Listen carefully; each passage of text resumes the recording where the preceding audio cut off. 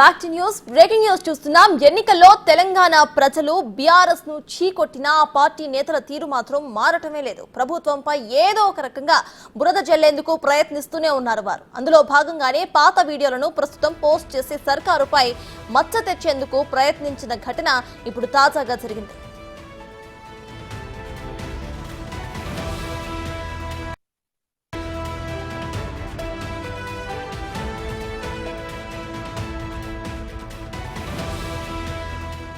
గాంధీ హాస్పిటల్లో కరెంటు కోతలతో బాలుడు మరణించాడంటూ బీఆర్ఎస్ కు చెందిన హరీష్ అనే వ్యక్తి ట్వీట్ చేశాడు.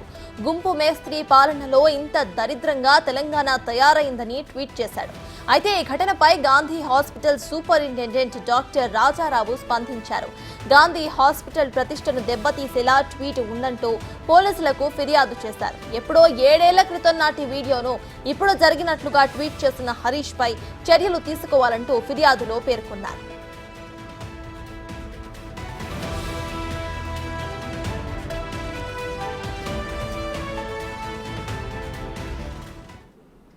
ఇదే విషయంపై పూర్తి డీటెయిల్స్ ను మా ప్రతినిధి రామ్ ప్రసాద్ అందిస్తారు. రామ్ ప్రసాద్, చెప్పండి, ఆ ట్వీట్ లో 7 years బ్యాక్ జరిగిన ఒక వీడియోను లింక్ చేస్తూ ప్రెసెంట్ గవర్నమెంట్ కి లింక్ చేస్తూ ఆయన కమెంట్ చేశారు. అయితే దానిపై కేసు కూడా నమోదైనట్టు తెలుస్తోంది. సో ప్రెసెంట్ అప్డేట్స్ ఏంటి?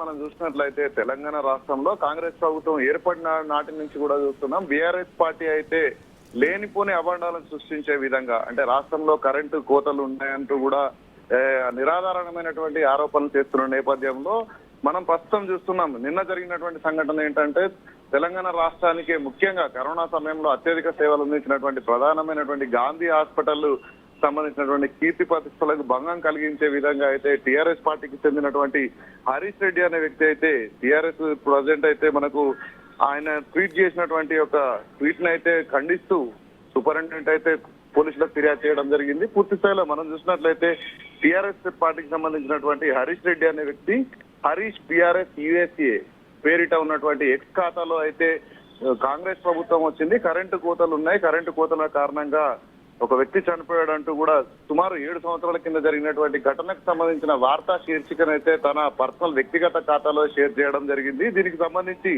ఎలాంటి ఆధారాలు, అంటే ప్రస్తుతం మనం చూస్తున్నాం తెలంగాణ రాష్ట్రంలో ఉన్నటువంటి హాస్పిటళ్లతో పాటు అన్ని ప్రాంతాలలో కూడా విద్యుత్ సరఫరాలో ఆటంకాలు లేకుండా ఇప్పటికే రాష్ట్ర ముఖ్యమంత్రి రేవంత్ రెడ్డి కూడా అధికారులకు ఆదేశాలు జారీ చేయడం జరిగింది.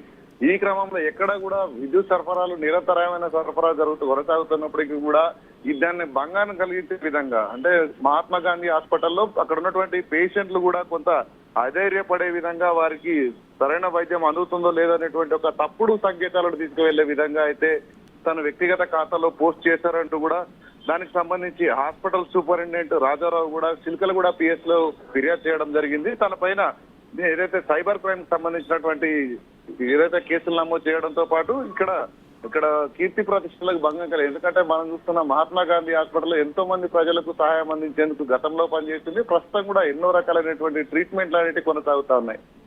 ఈ క్రమంలో అయితే పూర్తి స్థాయిలో తనపై చర్యలు తీసుకోవాలి. హరీష్ రెడ్డి అనే వ్యక్తి అయితే ప్రస్తుతం అమెరికా నుంచి అయితే ఈ యొక్క ఎక్స్ ఖాతాను ఆపరేట్ చేస్తున్న నేపథ్యంలో తన పైన చట్టరీత్యా తీసుకోవాల్సినటువంటి కేసులు తీసుకోవాలని చెప్పేసి అయితే పోలీస్ స్టేషన్ లో ఫిర్యాదు చేయడం జరిగింది. Sartaj. Right, thank you Ram Prasad.